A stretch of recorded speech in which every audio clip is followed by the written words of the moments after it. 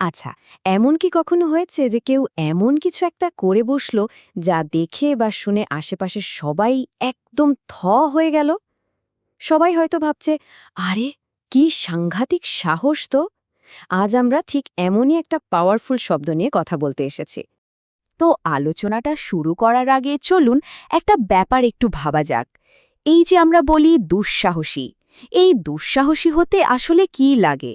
শুধু সাহস থাকলেই কি চলে? চলুন তাহলে একদম গভীরে যাওয়া যাক। আজকের শব্দটা হলো ওডেশাস। অডেশাস শব্দটাকে জানেন তো, অনেকটা ওই যে দড়ির ওপর দিয়ে হেঁটে যায় অ্যাক্রোব্যাটস, তাদের মতো করে ভাবা যেতে পারে। একদিকে আছে পিওর কারেজ মানে সাহস, আর আরেক দিকে আছে বেপরোয়া মনোভাব। এই দুটোর মধ্যে একটা নিখুঁত ব্যালেন্স, সেটাই হলো অডাসিটি।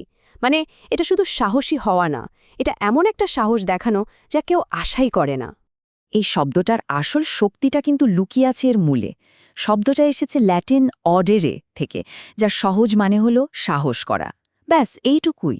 এই একটা কথাই যেন পুরো ব্যাপারটার সারমর্ম। আচ্ছা, যে কোনো শব্দকে ভালো করে বুঝতে হলে একটা দারুণ উপায় আছে কিন্তু। তার বন্ধু আর শত্রুদের চিনে নেওয়া। মানে আর কিছুই না, কোন শব্দগুলো এর কাছাকাছি আর কোনগুলো এর একদম উল্টো মেরুর। এই যেমন দেখুন, একদিকে এর বন্ধু বা সঙ্গী হল বোল্ড বা ড্যারিংয়ের মতো শব্দগুলো, আর অন্যদিকে এর ঘোর শত্রু বা বিরোধী হল টিমিড, কশিয়াস এই ধরনের শব্দ। দুটো যেন একদমই আলাদা জগতের। দেখুন, বোল্ড বা ড্যারিং এই শব্দগুলো সাহসের কথাই বলে ঠিক, কিন্তু অডেশিয়াসের মধ্যে একটা এক্সট্রা ব্যাপার আছে, একটা চমক আছে। এটা হলো সেই ধরনের সাহস যা কেউ আশা করে না, যা দেখলে লোকে একটু ধাক্কা খায়, বলতে পারেন সাধারণ সাহসের থেকেও এক পা এগিয়ে।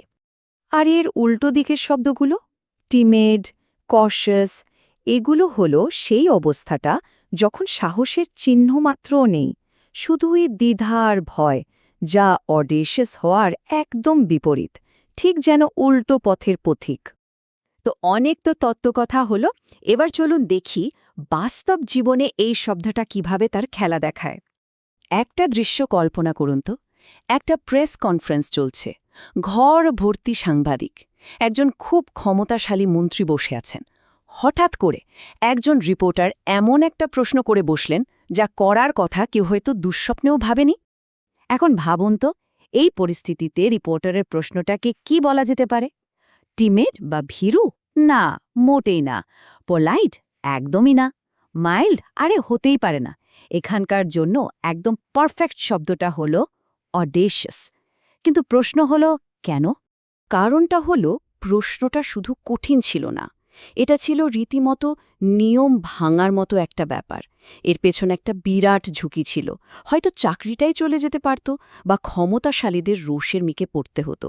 আর এটাই হলো অডাসিটির আসল পরিচয়, যেখানে ঝুঁকি আর সাহস মিলেমিশে একাকার হয়ে যায়। তাহলে এই পুরো আলোচনা থেকে আমরা কি বুঝলাম?